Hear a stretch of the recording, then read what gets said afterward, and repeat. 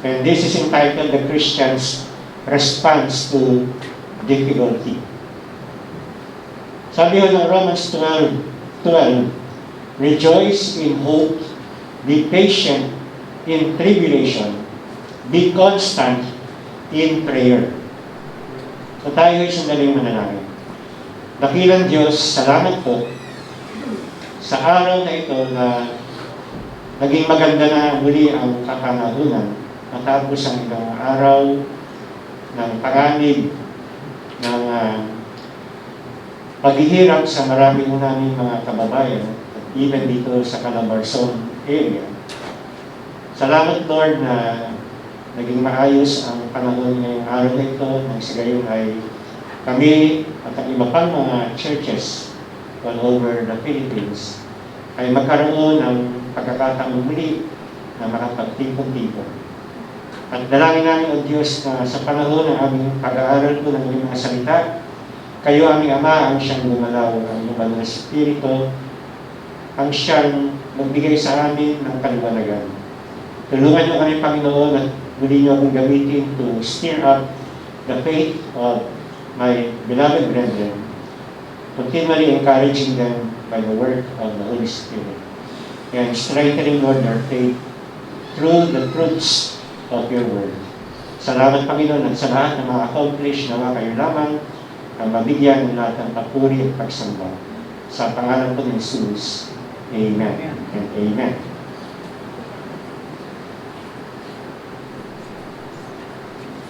So the Christian's response to difficulty.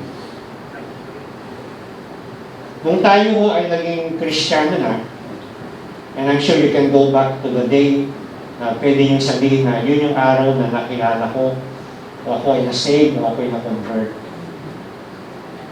May mga ibang mga Kristiyano, unfortunately, nung sila ay nakay Kristo na, o nakapilala na kay Kristo, ay akala ho nila, pag ikaw ay isang mananampalataya na, ay gagaan ang buhay mo. O mababawasan ang mga paghihirap, mga suffering, problema. And yung mga iba nga ay medyo extreme pa, sinasabi nila na pag Kristiyano ka na, wala ka ng problema. Alam natin na walang katotohanan yung mga bagay na yon na aking binanggit lang. Dahil bilang mga Kristiyano, alam natin na once you become a Christian, wala akong pinangako ang Bible na ang buhay natin ay magiging komportable. Wala akong pinangako ang Panginoon Jesus na tayo ay iiwas niya sa mga tribulation. In fact, sinabi nga niya sa kanyang mga disipulo doon sa upper room discourse. Nagbigay mo siya roon ng very inspirational speeches and principles. Ngunit, nabanggit din po niya roon sa katapos-tapusan ng kanyang upper room discourse. Sa John 16, verse 33, I have said these things to you that in me you may have peace. In the world, you will have tribulation. But take heart, I have overcome the world. So we can see here that sandwich between the promised peace and the promise of overcoming the world is also the fact na sinabi ng Panginoon na sa mundong ito, you will have tribulation. So He is giving us, or giving the disciple, the assurance na habang sila ay nasa mundo, okay, in the world, habang nasa mundo, you will have tribulation. Kaya nga ho, ang isa sa mga kaaway ng Christians, alam natin, ay ang mundo. At dahil ang kaaway natin ay bukod kay Satan at ang ating sarili, yung sinful flesh, ay ang mundo, mayroong binigay na command si Paul na siyang napag-aralan na natin doon sa Romans 12, verse 2, which I would like to read. Sabi niyan, do not be conformed to this world. Huwag kang makiayon sa mundo nito. Do not be conformed to this world, but be transformed by the renewal of your mind, that by testing you may discern what is the will of God, what is good and acceptable and perfect. So, maliwanag ho na pag ikaw ay Kristiyano na, hindi ka iaalis ng Diyos, you will not be excused from trials and difficulties. Habang tayo ay nasa fallen world na ito, dahil hanggang ngayon, the world is not yet redeemed. Di ba? We studied in Romans chapter 8 that we are still groaning, our bodies are groaning from the effects of the fall of man. Kaya ho, we experience calamity after calamity. And siyempre, ang problema lang sa Pilipinas ay mas prone ang Pilipinas sa calamity, unfortunately, compared sa mga ibang mga bansa.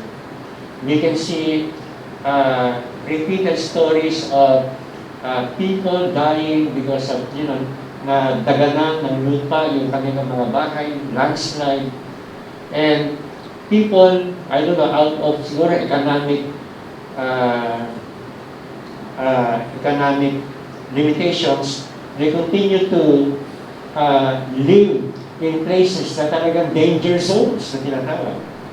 Na kahit na alam nila na ang mga lugar na to ay pagka malakas ang ulan o merong bagyo ay pwedeng magkaroon ng erosion at matabunan ang kanilang mga bahay. And when you look at the news, your heart breaks dahil ini-interview yung mga tao na all of a sudden, in just one day, nawala yung kanyang asawa, yung kanyang mga anak, yung kanyang nanay.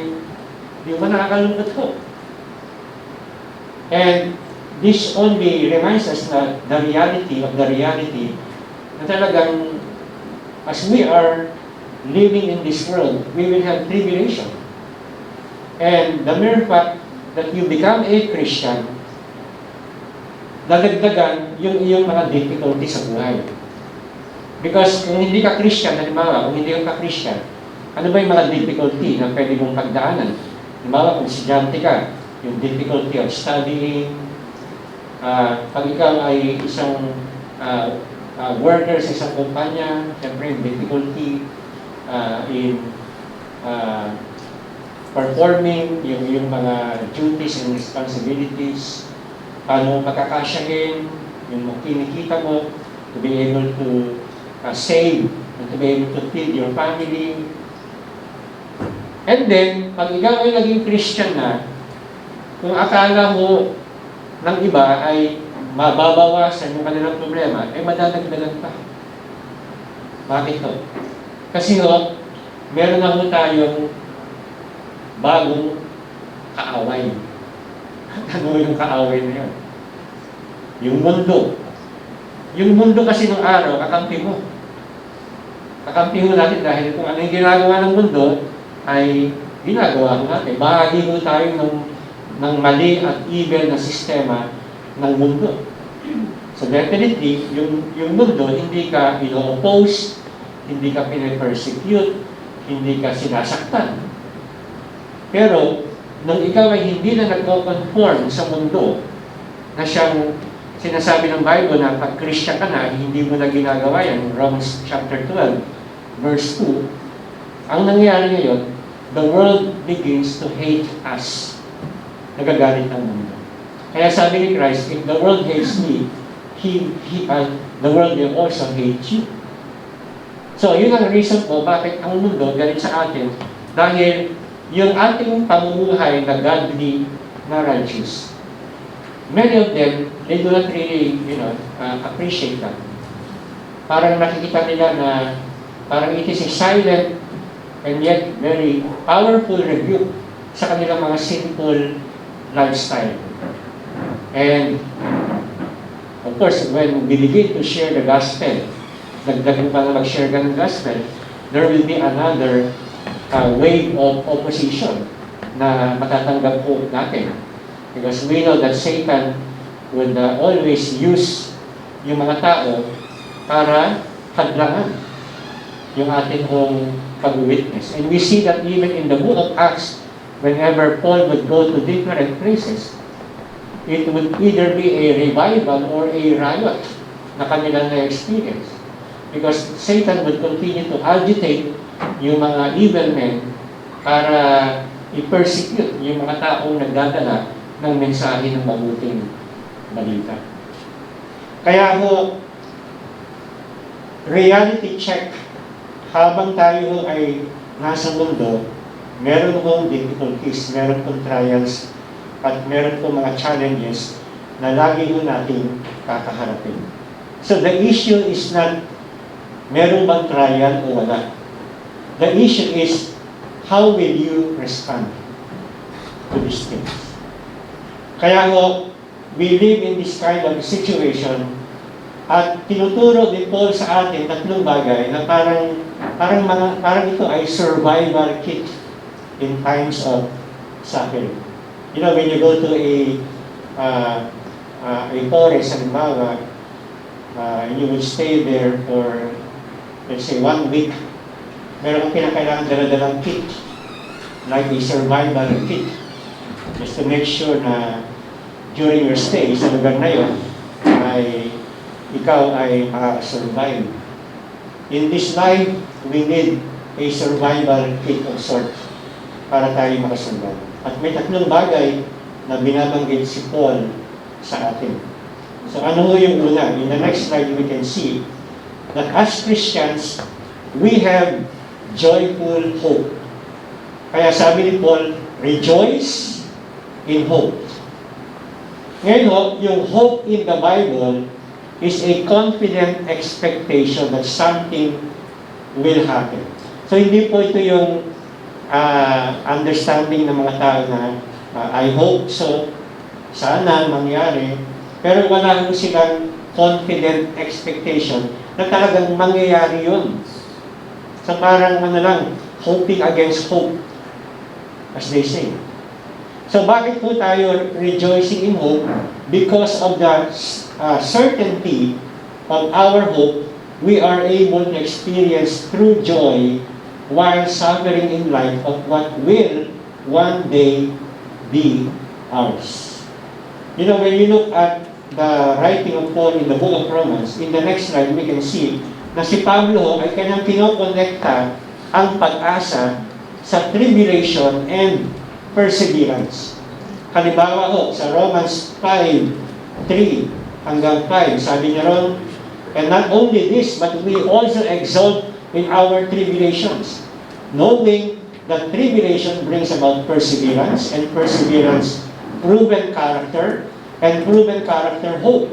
And hope does not disappoint, because the love of God has been poured out within our hearts through the Holy Spirit who was given to us.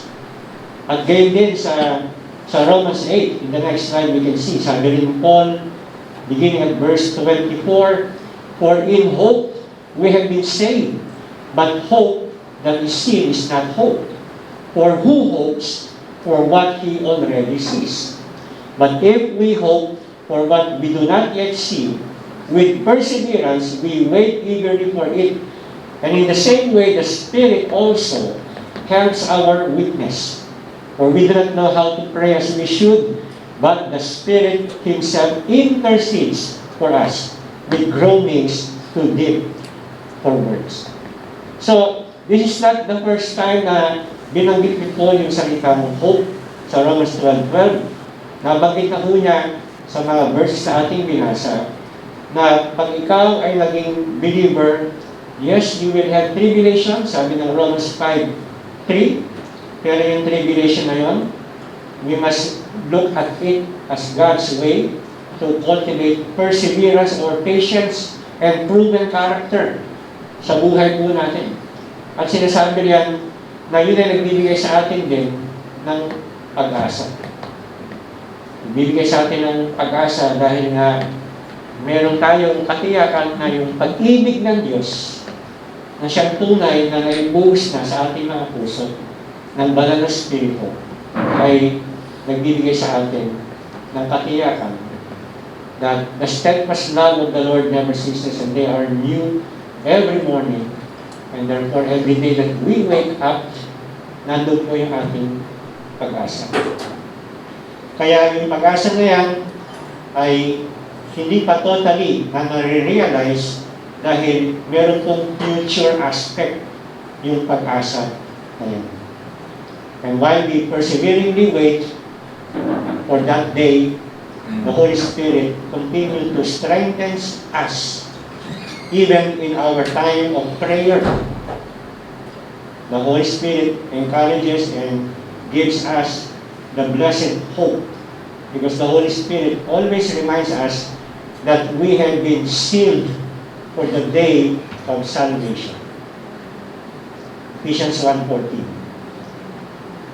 The basis of our blessed hope ay very clear na sinabi ng ating Panginoong Jesucristo during the time na very down yung spirit ng kanyang mga disciples. This was already the night before the crucifixion, and the disciples already knew kung ano mangyayari sa Panginoong Jesucristo, sa kanilang Master, that He will be arrested, He will be crucified, and He will die on the cross. So parang all hope is lost for them. And Christ always, speaks of very timely words.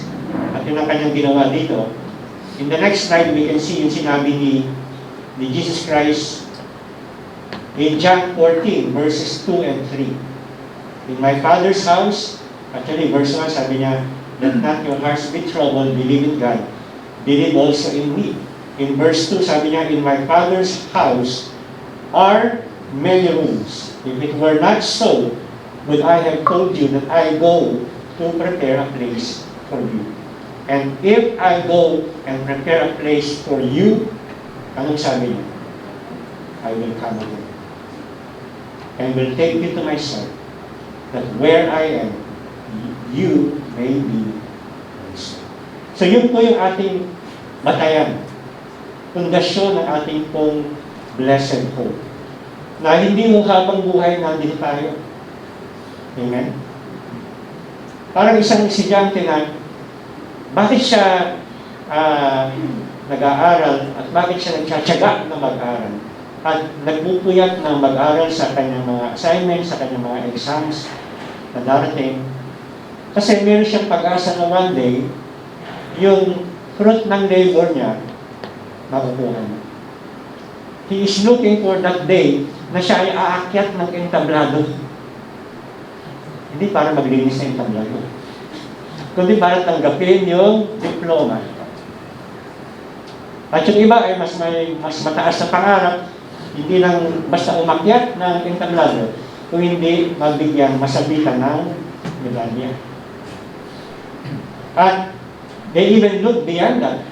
Nagtsatsagang mag-aral dahil naniniwala siya na pagka maganda yung kanyang pag-aaral, maganda yung kanyang magiging future, yung kanyang magiging career.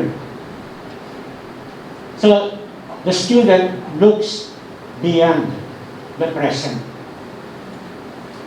Kaya yun ang nagbibigay sa kanya ng kagalakan na mag-aral. Di ba? Sabi rin po ng Panginoon, through the Apostle Paul, sa Colossians 1:5, because of the hope laid up for you in heaven, all this we have heard before in the word of truth, the gospel. So sinasabi din po sa mga taga-Colossians dito na nung nadinig nila yung Ebanghelyo, the word of truth, kanilang napag-alamanan at kanila na naranasan yung pag-asa na yun, na nasaan po yung pag-asa na yun.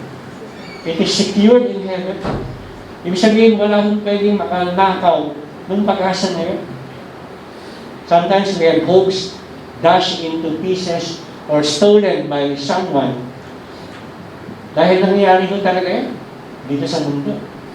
Pero yung pong pag-asa that one day we will be set free from sin and all the trials of life, wala akong pwedeng makanakaw nun sapagkat that is totally secured in the hands of God in heaven.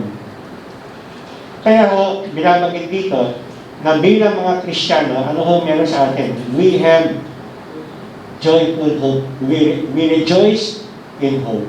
Pwede pakisabi nyo sa inyong katabi? We rejoice in hope. Ayan. Amen. Okay? We rejoice in hope. So pagka ho, ang iyong hope is in the next life, you will have a joyful life. Regardless of how many trials you face every day. Sabi ni Stephen J. Cole, in the next slide, Stephen Cole shares what biblical joy is not. Sabi niya, number one, biblical joy is not a matter of personality or temperament. Now, there are other people, may mga mga tao na, compared to others, talagang parang they're more naturally bubbly and cheerful. May mga iba naman na hindi masyadong palasaya. Kasi iba yung kanilang temperament. Parang meron mga personality na parang Peter, may mga iba naman personality na parang mga Thomas. More on the pessimistic side. Pero sinasabi ko rito that biblical joy has nothing to do with your personality or your temperament. It has something to do, brethren, with where you fix your hope on. Saan ba nakaangkla ang pag-asa mo? Second, biblical joy is not a matter of happy circumstances. Because there is not always, the presence of happy circumstances. Hindi mo 7-Eleven yung happy circumstances. May mga malulungkot na mga pangyayari. May mga nakaka-dampen spirit na mga pangyayari. Pero sinasabi ng Bible that our joy is not in the circumstances, even in the happy circumstances, but in the God who is sovereign over all circumstances. And third, biblical joy is not a phony, superficial happiness that smiles on the outside when the heart is hurting on the inside. So hindi mo ito yung parang palabas lang, na nakangiti yung tao, pero deep down inside ay talagang troubled yung puso niya, depressed yung puso niya. Alam natin na sa panahon natin ngayon, maraming mga cases ng depression na some are reported, some of course are not. And syempre, yung mga iba ho, ang isang cause maaari ay physical, physiological. Pwedeng kinakailangan siguro na may mga tumingin na to seek medical help para ma-address, kung mayroong physical problem that is causing the depression. But other than that, ang isang nagiging cause ng depression is more on the spiritual aspect. Pag ang tao ho ay hindi nakapokus sa Diyos, nawawalan siya ng kapayapaan, nakapokus sa kanyang sarili, sa mga nangyayari, sa mundo, talaga nakaka-depress. Sabi nga nila, pag tinignan mo yung Pilipinas, nakakalungkot. Pag tinignan mo yung mga congressman, nakaka-depress. Siyempre, hindi naman po lahat sila. So kung nakatingin ka lang lagi sa tao, sa kapaligiran, sa mga nangyayari, talagang nakaka-depress. Pag nakatingin ka sa sarili mo, nakikita mo yung karumihan, pagkakamali mo, kakulangan mo, kasalanan mo, talaga madidepress ka. At kung tingin mo na ang pag-asa mo ay dito lang sa mundong ito, you would really be totally depressed. At sabi nga ni Paul, if our hope in Christ is only in this life, we are to be pitied among all men. So every person whose hope is only in this temporal passing world, sila ho yung pinaka-nakakaawa sa mundo. But praise God, sabi nga ng Bible, hindi mo tayo ganoon. Kaya even if sometimes we lose some loved ones to death, sa kamatayan, sinasabi ni Paul, even sa Thessalonians, that we grieve not like those who do not have hope. Especially kung alam natin na yung mahal mo sa buhay o yung friend mo na namatay ay isang Christian. Yes, there is that part of grieving as human beings, pero it is overcome by an understanding na meron pong better place na pinuntahan na yung taong namatay kung siya ay nakay Kristo. And because of that, in your heart, you rejoice and you praise God. Because you understand where the blessed hope resides. So, how do we gain biblical joy? It comes from hope. And hope comes from focusing your mind on the sure promises of God for the future. Kaya nga sinasabi ng Bible in Colossians 3, in the next slide, in Colossians 3, 1-4, sabi riyan, therefore, if you have been raised up with Christ, keep seeking the things above, where Christ is, seated at the right hand of God. Set your minds on the things above, and not on the things that are on earth. For you have died, and your life is hidden with Christ in God. When Christ, who is our life, is revealed sa kanyang muling pagbabalik, sabi niya, then you will be revealed with Him in glory. Amen? Kaya diyan mo nakafix ang ating mga mata. On the deathbed of John Wesley, ang sabi niya, the best part is God is with us. Yun ang sabi niya. Kasi alam niya eh. Alam niya na ilang segundo na lang siguro, mamamatay na siya. Pero hindi siya nakafocus sa physical death. Nakafocus siya doon sa sinasabi ni Paul, for me to live is Christ and to die is gain. Kaya sabi niya, the best of all is that God is with us. So, we rejoice in our hope. In the next slide, we rejoice in our hope and do not worry about the future. Amen? So, are you always worrying about the future, brethren? So, why should we not worry about the future? Because as believers, we have the brightest future. Pakisabi niyo nga sa tabi niyo, you have the brightest future. You are the brightest future. Amen. Ibig ko sabihin, magiging sikat ako, magiging artista ako.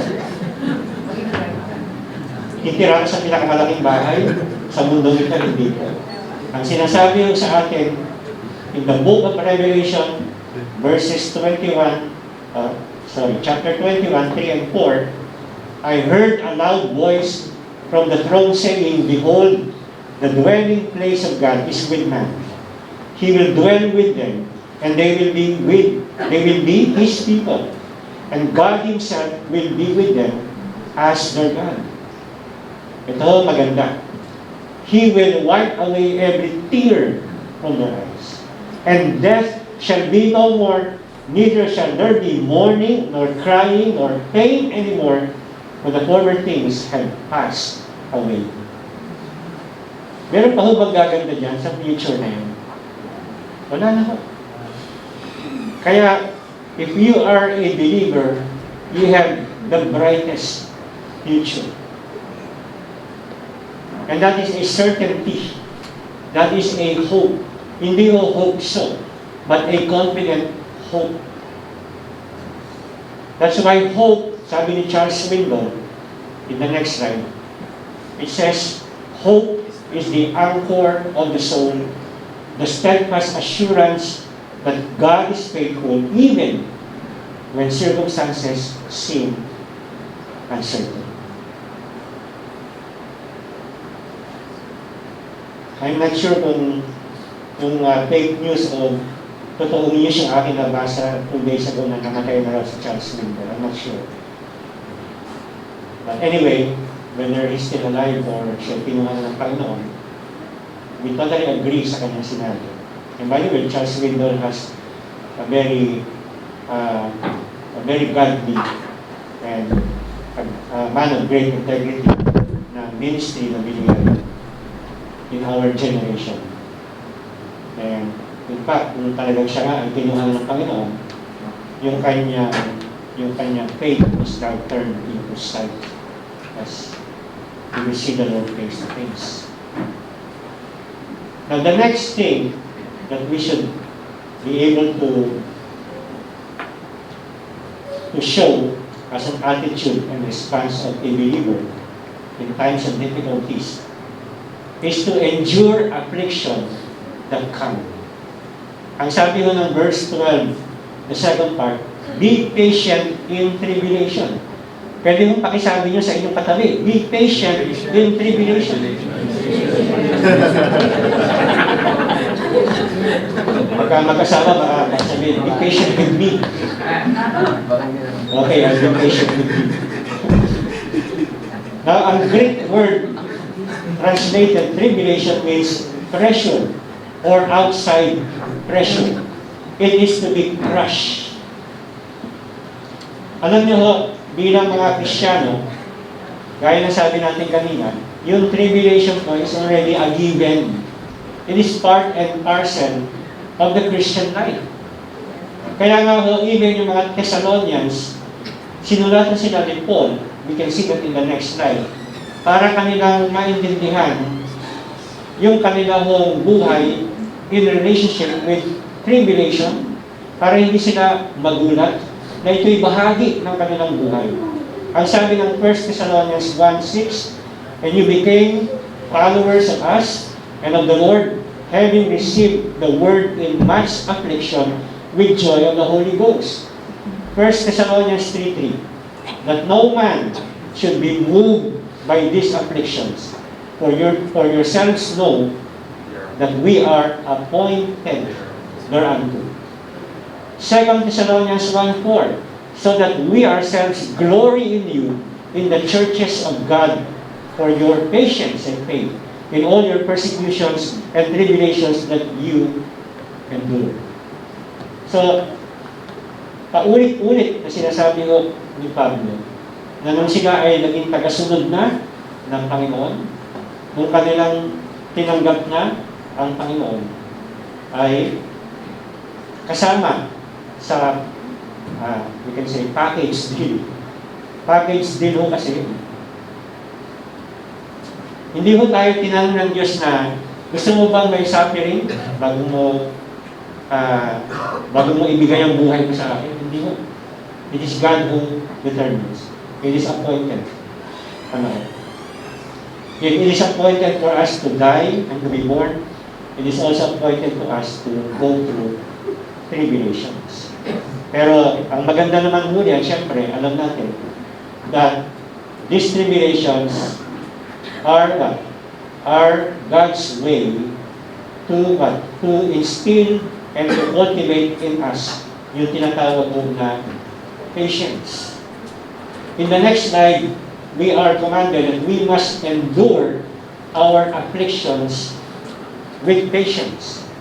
The Webster Dictionary defines patience as having the quality of enduring evils without murmuring or fretfulness, sustaining afflictions of body or mind with fortitude, calmness, or Christian submission to the divine will. Alam mo natin na kadalasan, pagka tayo ay may mga affliction o mga difficulties, ang pinakamadaling gawin ay anong pinakamadaling gawin? Pagka tayo ay may sakit, may affliction, ang pinakamadaling gawin ay magreklamo. Because of our sinful nature.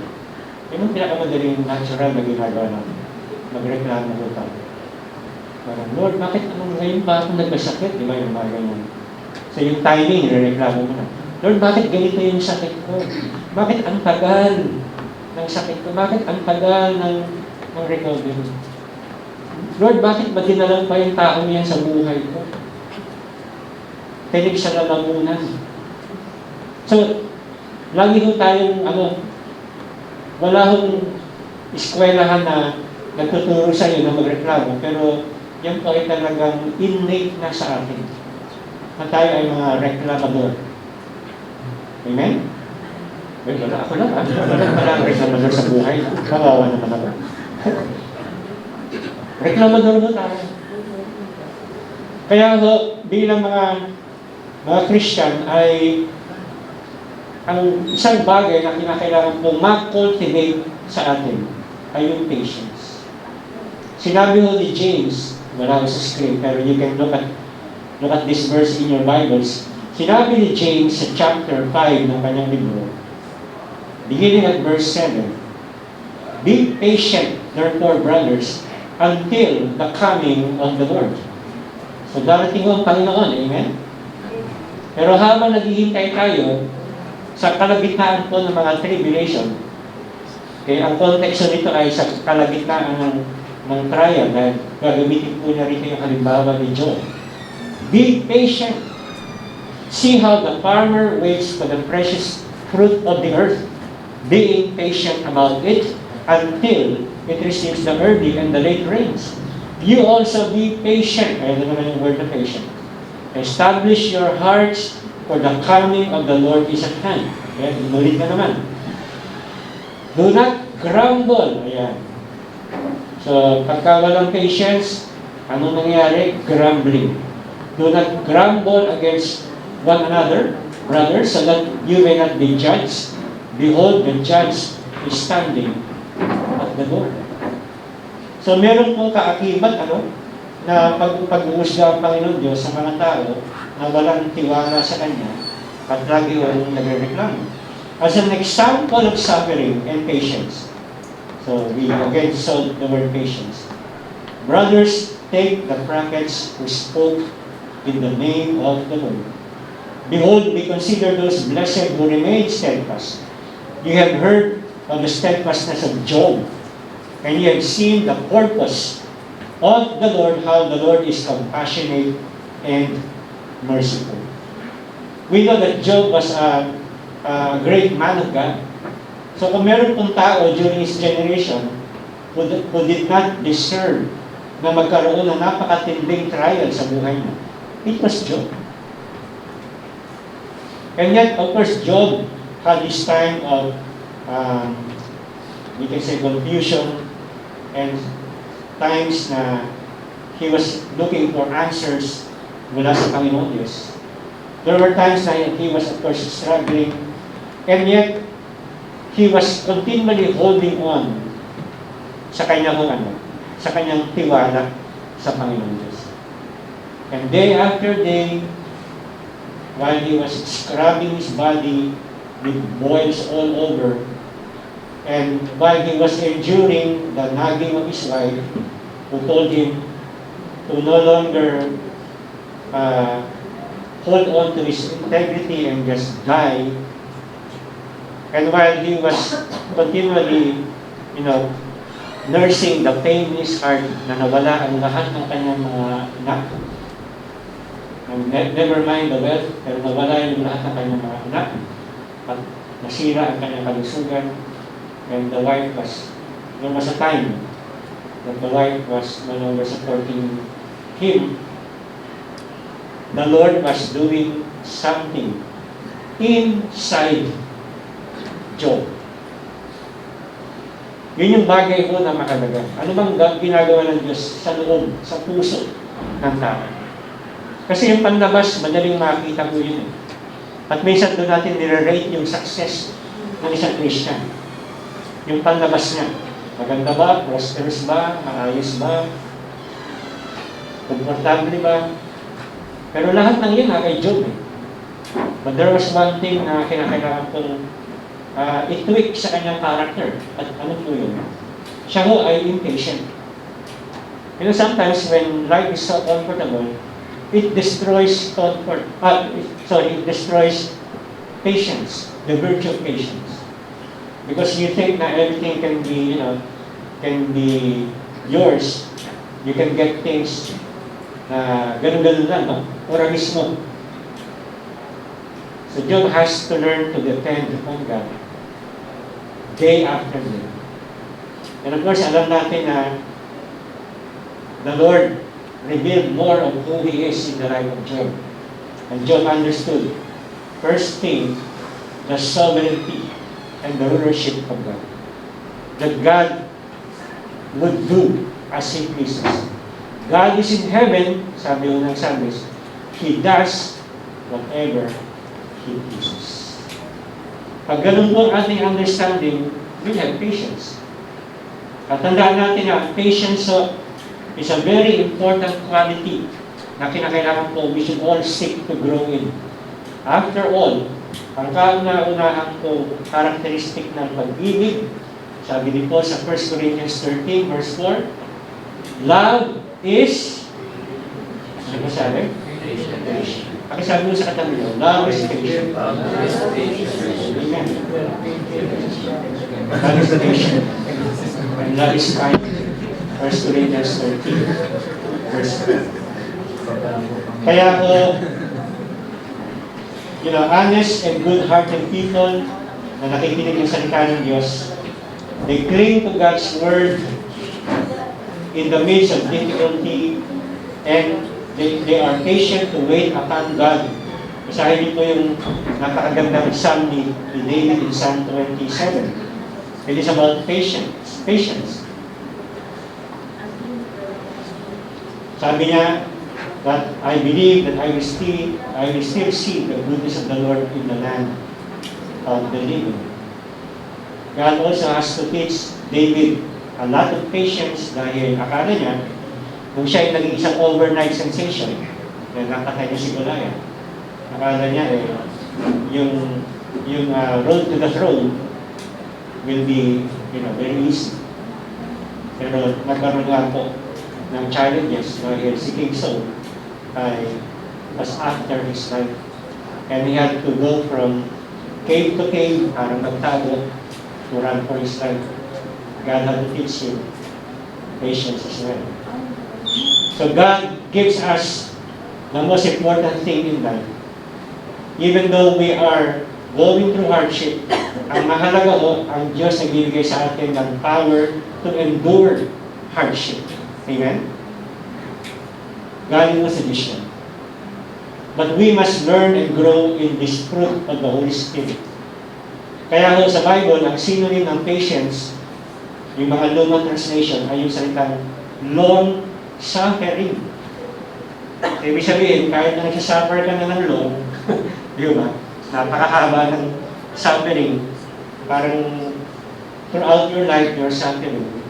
Meron kang patience.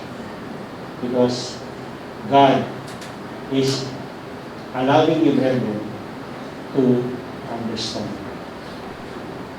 His ways. Okay, finally, ang huli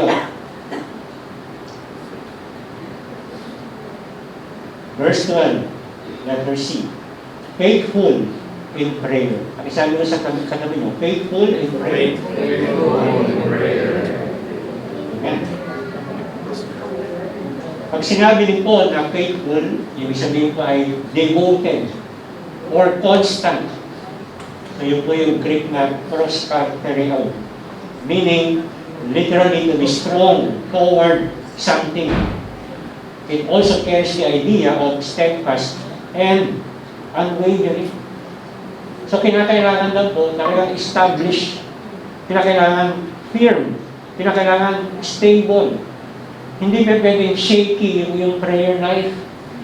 Hindi pa pwedeng pagka may problema ka lang, saka ka lang mag-pray. So hindi yung siya parang isang fire extinguisher na naka-display lang yan at babasagin mo lang yung glass kapag may sunog ka. Minsan ang iba ho ganun tingin sa prayer. O hindi siya parang isang extra tire na pagka walang butas na gulong, nakasabit lang doon sa kotse mo at hindi mo gagamitin. Yes, mahalaga rin po yung emergency prayers, kailangan din po natin yan siyempre. Pero as a believer, ang tinuturo sa atin ay meron pong regularity, meron consistency, malakas ang prayer life. I mean, honestly, if we evaluate our prayer lives today, can you say that you have a strong prayer life? You know, we can be weak in many other things, but we cannot afford to be weak in our prayer lives. Ang sabi ng Panginoon kina Peter, James, and John sa Garden of Gethsemane, sabi niya, the spirit is willing, but the flesh is weak. So do we really understand, brother, do we really believe that our flesh is weak? Or are we deceived by the enemy into thinking na, hindi, malakas ako. Kaya ko, magaling ako eh. Taas nga IQ ko eh. Abilidad ako eh. I'm strong-willed. I'm a very determined person. Alam niyo, lahat ng yan, wala ko yan. Pagka dumating na ho ang tukso, pagka dumating na ho yung mga malalaking mga kalamidad sa buhay, lahat ng pinagmamalaki mo, papakita ng Diyos na walang saysay. Hindi ka matutulungan ng mga bagay mo. Because when you are faithful in prayer, hindi mo nare-realize minsan na when you are faithful in prayer, it means that you are always depending on God. Yun ang sinasabi mo. You might not always be conscious or aware of God. Pero yun ang totoo eh. Pag lagi ka nag-pray, sinasabi mo na, I always depend on God. With His mercy and grace and power and enablement sa buhay ko. Kaya totoo naman na sinasabi ng Bible that as believers, even in troubled times, we must pray persistently. Pero sinasabi rin po in the next slide that we must not give up on praying. Huwag tayong susuko na maging malakas ang ating prayer life. Ang sabi ng Colossians 4:2, continue steadfastly in prayer, being watchful in it with thanksgiving. And also in Luke 18:1, in the next slide, sabi ng Panginoon dito, and He told them a parable to the effect that they ought always to pray and not lose heart. So, kanyang binigay yung parable of the persistent believer. You know, prayer is the lifeline of the believer, enabling us to commune with God and grow upon His strength. Kaya ho, sinasabi ng Bible na pagka meron mo tayo mga difficulties na pinagdadaanan, kanina sabi ko, ang pinakamadaling gawin ay magreklamo. Ano ho sa tingin niyo yung pangalawang pinakamadaling gawin after yung pagreklamo? Pag meron kang mga problema at difficulty. Any guess? Yung pangalawa ho ay mag-worry. Amen? Pakisabi nga sa katabi niyo, are you worrying right now? Are you worrying right now? Sabi mo ng Philippians 4:6 and 7, sabi mo ron, just to get it right, pinapala na sa Bible ko. Problema pagka ikaw ay umapak na ng senior, 16 ako, okay. You don't get right exactly yung sinasabi ng Bible. Sinasabi ko din po sa Philippians 4:6, do not be anxious about anything. Amen? But in everything, by prayer and supplication with thanksgiving, let your request be made known to God. Ano ang gagawin ng prayer sa atin? Sabi ng Bible, and the peace of God, verse 7, which surpasses all understanding, will guard your hearts and your minds in Christ Jesus. So yung mga anxious thoughts po, mga intruders, mga joy stealers sa buhay ng Christian, yan ho ay sasanggain ng kapayapaan ng Diyos. But the condition is, you need to be prayerful. You need to be trustful while you are praying. So that pagka ikaw ay nagkaroon ng anxiety, wag mo sisihin ang Diyos. Pag meron kang anxiety, wag mo sisihin yung circumstances. Kung meron tayong anxiety, ang may kasalanan mo, tayo. Amen? Ibig sabihin, hindi ka nakafix sa Panginoon Diyos. You are not praying correctly. Or you might not be praying at all. Kaya sabi dito, do not be anxious about anything, but everything by faith. When you pray, sinasabi niya, you must even do it with thanksgiving.